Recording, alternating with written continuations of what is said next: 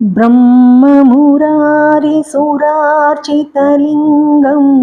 निर्मलभासितशोभितलिङ्गम्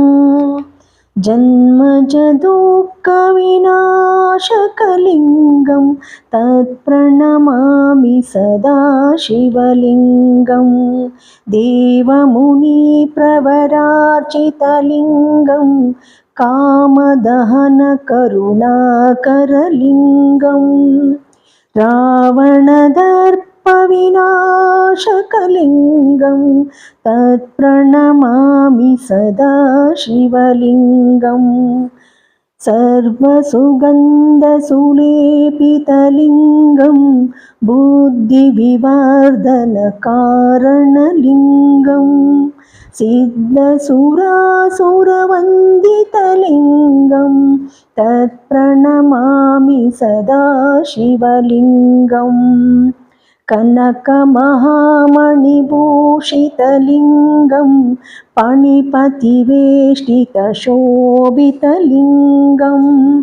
दक्षसुयज्ञविनाशनलिङ्गं तत्प्रणमामि सदा शिवलिङ्गं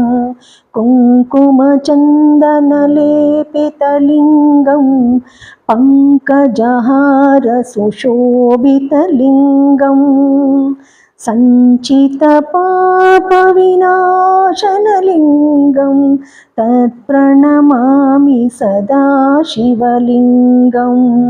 देवगणार्चितसेवितलिङ्गं भावैर्भक्तिभिरेव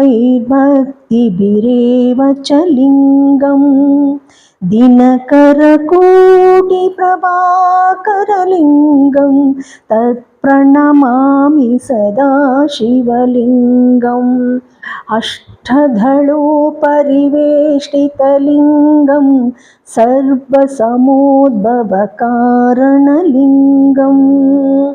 अष्टधरिद्रविनाशनलिङ्गं तत्प्रणमामि सदा शिवलिङ्गम् सुरगुरुसुरवरपूजितलिङ्गं